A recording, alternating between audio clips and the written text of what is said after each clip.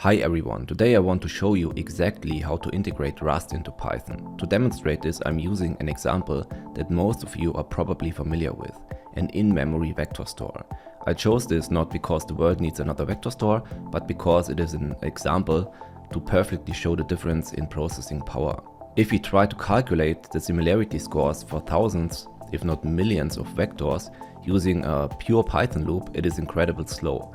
So instead of switching languages completely, we are going to inject a little bit of Rust. We will look at the code, the build process, and finally we run a benchmark against pure Python and NumPy. And spoiler alert, even against optimized libraries, Rust is a beast.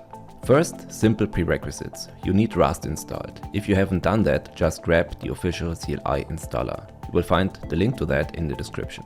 Once you've got Rust, you automatically get Cargo. In one sentence, Cargo is like Python's pip, but it handles not just the dependencies, but also building, testing and documentation. It is essentially the best package manager out there. To start, we create a folder named src with a lib.rs file. This is where we will write our Rust code. We need a way for Python to talk to Rust. For that, we use a library, or crate as we call it in Rust, named pyo3. It allows us to write Rust code that compiles directly into our native Python module. Let's look at the code. In Rust, we define our data structure using a struct.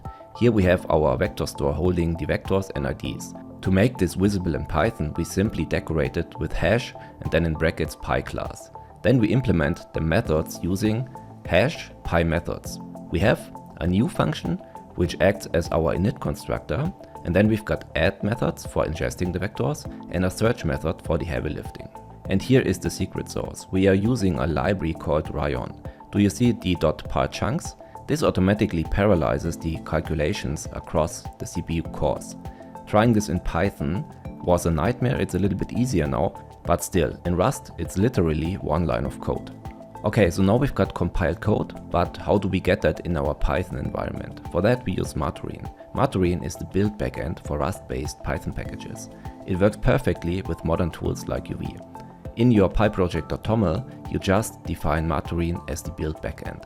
Then, running the build command is that simple. Marturin develop --uv --release. The release flag is crucial here. Without it, the compiler won't apply optimizations and your code will be much slower. Before we run a benchmark, a quick pro tip. When you import your new Rust module in Python, VS Code might underline it because it doesn't know what's inside the compiled binary file. To fix this, create a file called minivect.py and very important, an I behind the Y. This is a type stub file. It tells the Pylance language server, hey, that class exists and it has these methods. So this gives you full autocomplete when you develop and keeps your linter happy. Okay, so now the fun part, the benchmarks. I've written a script that generates 1 million vectors with 1536 dimensions. We are comparing three contenders: pure Python, using standard lists and loops, NumPy, the absolute gold standard for data science, running optimized C code, and our Rust implementation, using pyo3 and Ryan. Let's run it. Okay, so now we are in VS Code. In the README, you can get every command that you need to execute everything. So first we're gonna run Marturin develop --uv --release. So this will now compile our code, our Rust code. Now we've got our library and now we can use it like this. So Python benchmark.py with 2 arguments. The number of vectors are 5 and we search for the top k, which is 5 in our case. Okay, so let's try it out. This may take a few seconds, so like 40 seconds. Okay, so here we are with Python. The calculation took almost 11 seconds.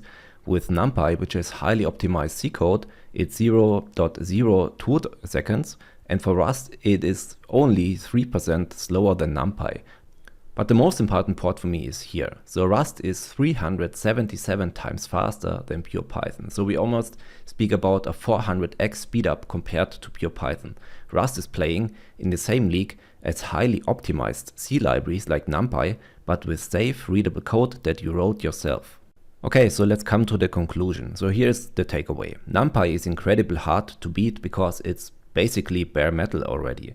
But the fact that we can write a custom logic in Rust, parallelize it with one line of code and match that performance is pretty insane. So the integration with pyo3 is seamless. You can write your performance critical bottlenecks in Rust and keep the rest of your logic in Python. So if you are a Python dev looking to level up, Rust is the perfect alternative. Check the code out in the description and I'll see you in the next video. Bye bye.